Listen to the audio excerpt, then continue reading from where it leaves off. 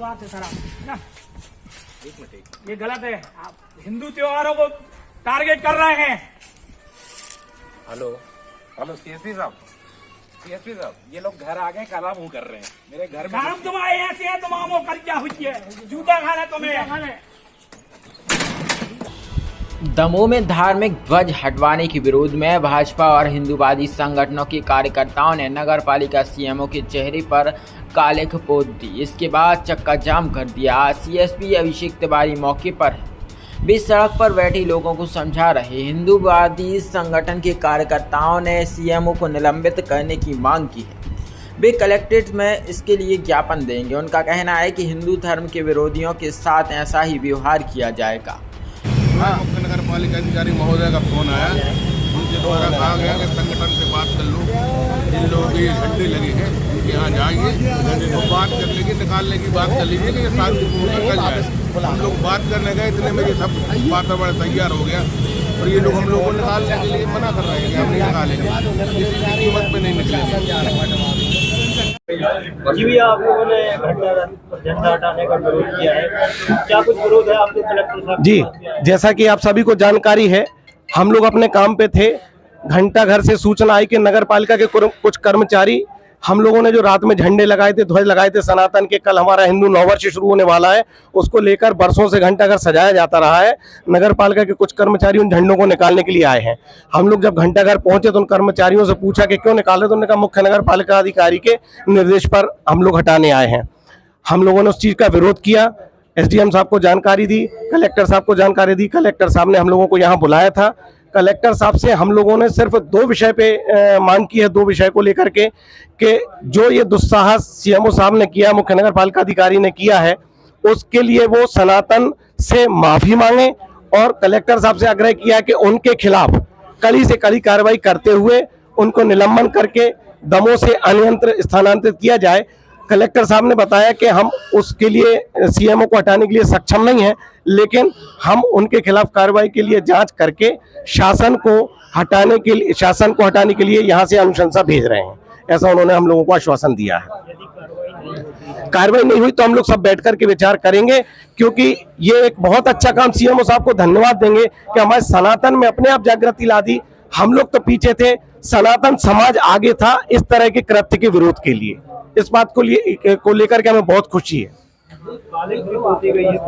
जी हाँ, कुछ लोगों ने ऐसी जानकारी लगी है कि मुख्य नगर पालिका अधिकारी का जो है झंडा लगाने से रोका गया और उसके कारण थोड़ी विवाद की स्थिति उत्पन्न हुई और फिर ये बताया गया कर्मचारियों के द्वारा कि उन्होंने सीएमओ नगर पालिका के निर्देश पर ऐसा किया है।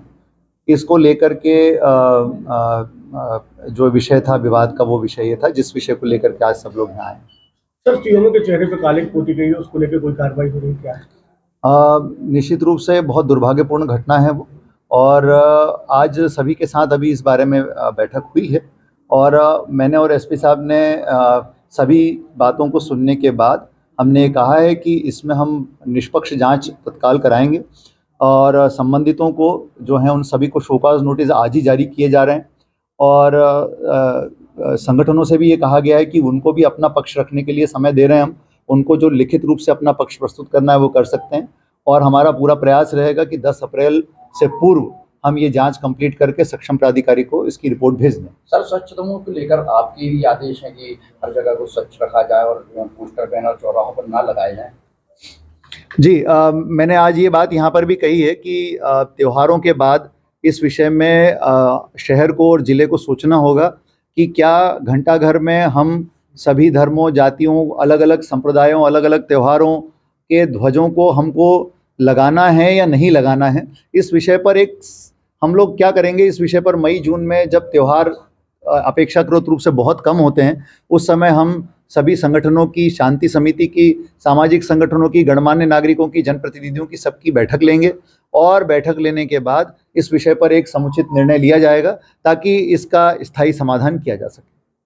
सर, किसी के घर जाकर किसी अधिकारी के चेहरे पे कालिख पोतना अपराध की श्रेणी में आता है कि नहीं, और क्या एफआईआर होगी? बहुत दुर्भाग्यपूर्ण घटना है जो कल रात से डेवलप हुई है और इसमें नो डाउट कि कुछ मिसकम्युनिकेशन हुआ है। जिसकी वजह से ये स्थिति निर्मित हुई कि सभी लोग आज कलेक्ट्रेट में यहाँ मौजूद हैं और अधिकारियों के साथ बैठक हुई है। इस संबंध में जैसा कलेक्टर साहब ने बताया है कि हम अभी आज ही शो कॉज इशू कर रहे हैं, एक उच्च स्तरीय जांच कमेटी भी बनाएंगे जिसमें इस चीज़ की जांच की जाए कि ये घटना क्यों हुई, मिसकम्युनिकेशन हुआ तो क्यों हुआ, और आगे आने वाले इस चीज़ में और क्या ऐसी चीज़ें हैं जिनको काउंटिंग करना है ताकि ये स्थिति दोबारा ना बने। ये घटना दुर्भाग्यपूर्ण तो है ही, और प्रयास यही हमारा है कि एमिकेबली सबसे बात करके डिस्कशन करके इसका एक सोल्यूशन निकाला जाए ताकि इसका पुनरावृत्ति ना हो। सर, नोटिस जो है वो केवल प्रशासनिक अधिकारियों को है कि हिंदू संस्कृति से जुड़े लोगों को? नोटिस जो आप जारी कर रहे हैं, सुपार नोटिस, वो किन किन को जारी हो रहा है? नहीं, अभी तो हमारे केवल अधिकारियों से ही हमारे चल उनके पास ये आदेश था, जो घटना हुई है वो किस प्रकार से हुई है उस जांच में नो डाउट की जो संगठन है उनको भी कथन के लिए बुलाया जाएगा, उनके भी स्टेटमेंट दिए जाएंगे ताकि उनका पक्ष भी सुना जाए। सर, तो नो डाउट की दोनों पक्षों को ही इस पूरी जांच में शामिल किया। सर, वायरल वीडियो के संबंध में अभी तक कोई लिखित शिकायत क्या आप लोगों को? नहीं, अभी कोई शिकायत प्राप्त नहीं हुई है हमारे पास, फिर अभी उनसे चर्चा भी नहीं हुई है। नो डाउट कि उनसे अभी आने वाले कुछ समय में उनसे भी चर्चा होगी जांच के विषय में भी और जो घटना हुई है उसके